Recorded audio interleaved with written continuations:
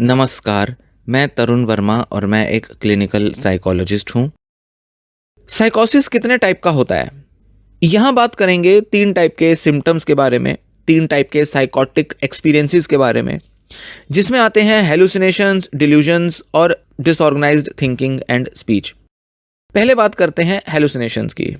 हैलुसिनेशंस में क्या आता है? इसमें कुछ ऐसी आवाज़ें आ सकती हैं उन लोगों की जो कि वहाँ मौजूद नहीं हैं, या जो दूसरे लोगों को वहाँ दिखाई नहीं पड़ रहे, या दूसरे लोगों के होते हुए भी कुछ ऐसी आवाज़ें आ रही हैं जो दूसरे लोगों को सुनाई नहीं दे रही। इनको ऑडिटरी हैलुसिनेशंस कहा जाता है। वैसे तो ये बहुत हॉस्टाइल, बहुत नेगेटिव, बहुत ही गंदी आवाज़ें होती हैं जो पेशेंट को सुनाई देती हैं, धिक्कारती हैं, क्रिटिसाइज करती हैं, गालियाँ तक दे सकती हैं, पर कभी कभी ये पॉजिटिव भी हो सकती हैं और पेशेंट को कई बार ये गाइडेंस भी देती हैं, उसको हेल्प करती हैं।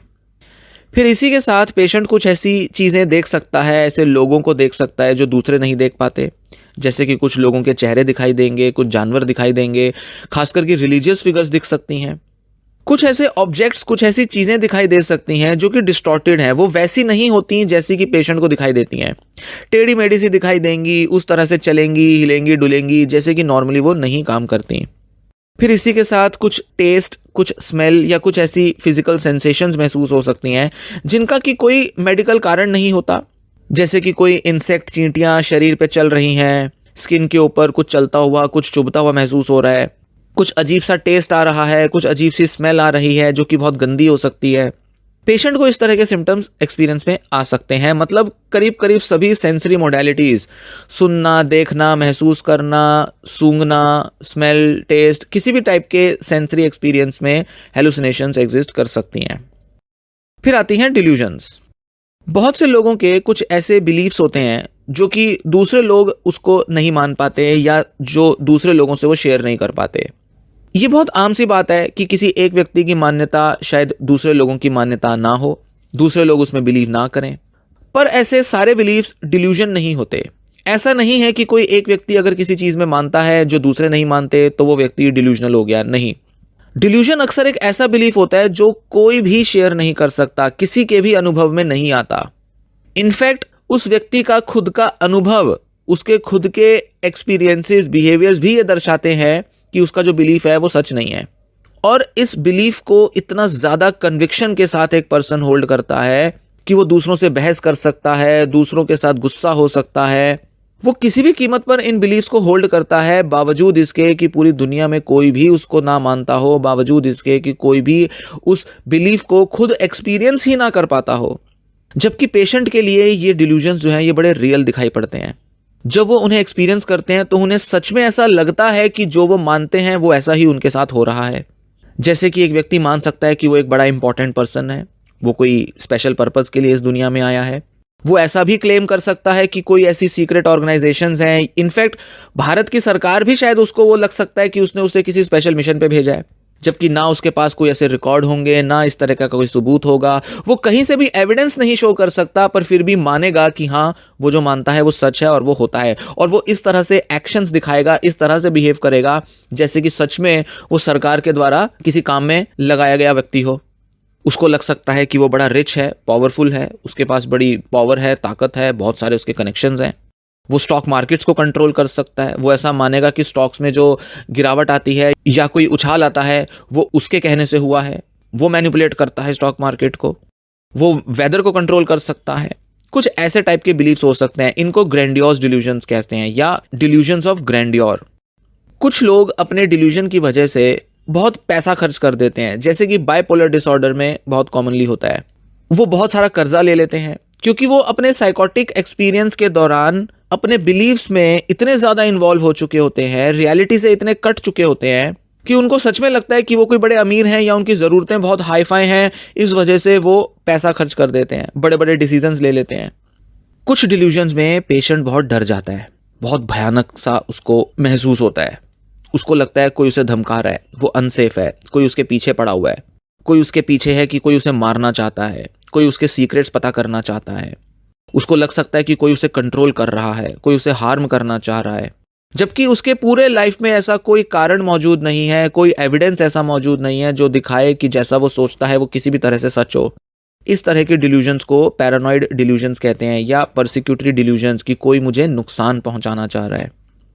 फिर आते हैं तीसरे symptoms, disorganised thinking and disorganised speech. इस तरह के सिम्टम्स को फॉर्मल थॉट डिसऑर्डर भी कहते हैं और कई लोगों में तो हेलुसिनेशंस, डिल्यूजन्स एक साथ देखने में आ जाते हैं। पर डिसऑर्गेनाइज्ड थिंकिंग और स्पीच वाला जो सिम्टम होता है वो कुछ लोगों के साइकोटिक डिसऑर्डर का, जैसे कि स्किज़ोफ्रेनिया का कैरेक्टरिस्टिक होता है। मतलब हो सकता है कि उनके अंदर यही दो टाइप के सिम्टम्स मेजर तौर पे मौजूद हो। शायद उन्होंने कभी कोई डिल्यूजन, हेलुसिनेशन एक्सपीरियंस ही ना किया हो, पर फिर भी उनके अंदर disorganised behaviours, disorganised thoughts, disorganised speech, ये सिम्टम्स पाए जा सकते हैं। मतलब वो पूरे एक अलग टाइप के कैटेगरी के पेशेंट्स होते हैं जिनके अंदर फॉर्मल थॉट डिसऑर्डर ही मेन सिम्टम के तौर पर दिखाई देता है। इनके जो एक्सपीरियंसेस होते हैं अपने थॉट्स में, अपने विचारों में, वो कुछ इस तरह से देखे जाते हैं, जैसे रेसिंग थॉट्स। ऐसा लगता है कि मन में विचार जो है वो तेजी से दौड़ रहे हैं और पेशेंट की स्पीच में भी दिखाई देगा। पेशेंट जल्दी जल्दी बोलेगा, फ्लाइट ऑफ आइडियाज, एक आइडिया से दूसरे, दूसरे से तीसरे, तीसरे से चौथे पर वो जंप करता रहेगा। कोई बातों में कोई सेंस ही नहीं समझ में आएगी कि वो बोलना क्या चाह रहा है, बस आइडियाज में कूदता जाएगा, एक से दूसरे, दूसरे से तीसरे तक जाता जाएगा। ऐसा लगेगा जैसे पेशेंट का कंट्रोल ही नहीं हो रहा है अपने आइडियाज पर, अपने थॉट्स पर।